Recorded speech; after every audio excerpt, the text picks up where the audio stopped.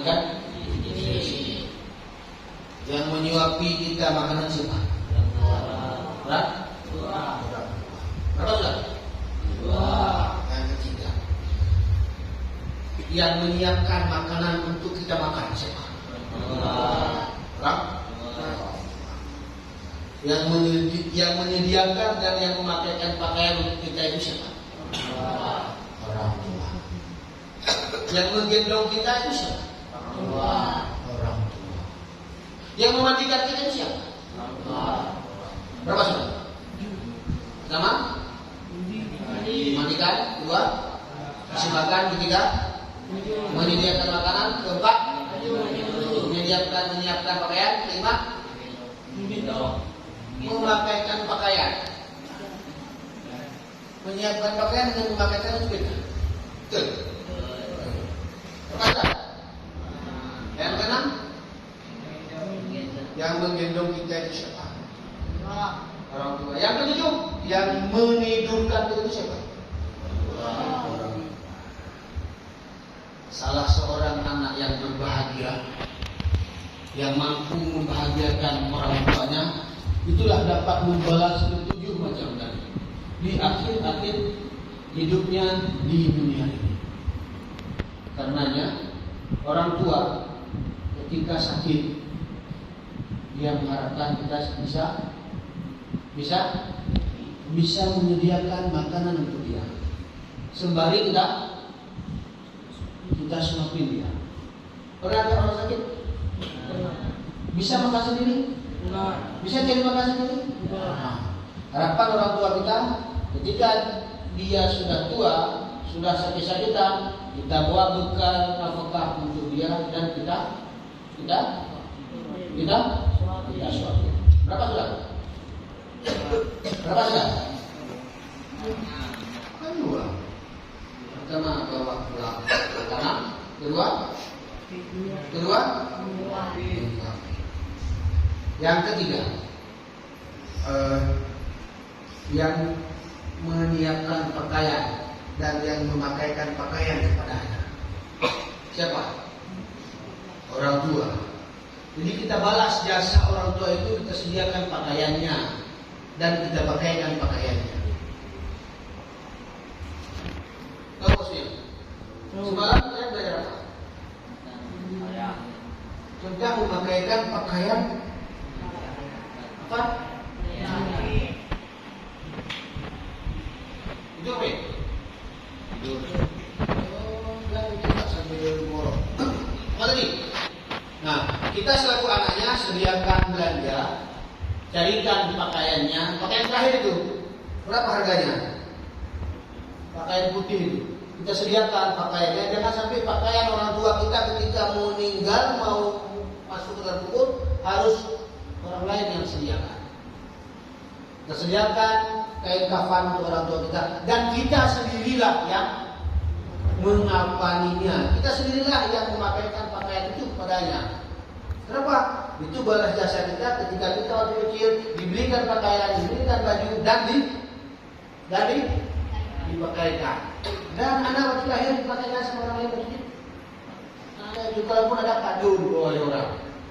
Berapa sudah? Kasih makan, sediakan makanan, sediakan pakaian, memakaikan pakaian.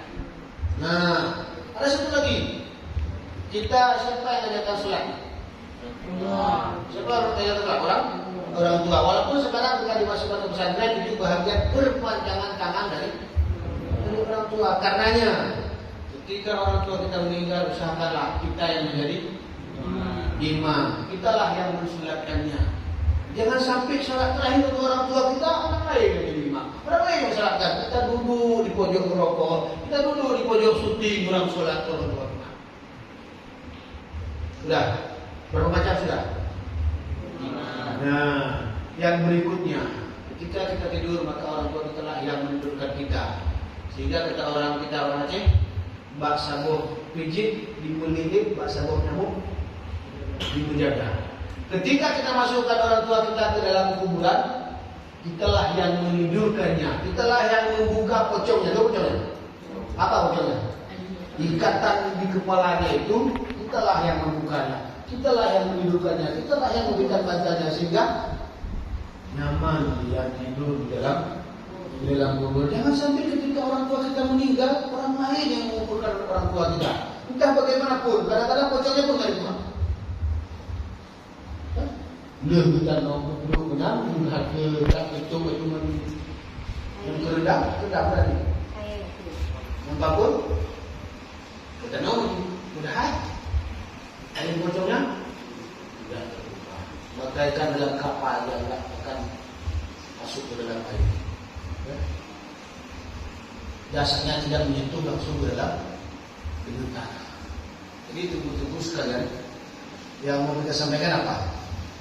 Paling besar harapan orang tua kita kepada kita, bisalah kita membayar jasanya ketika dia sudah mengakhiri masa hidupnya di dunia ini.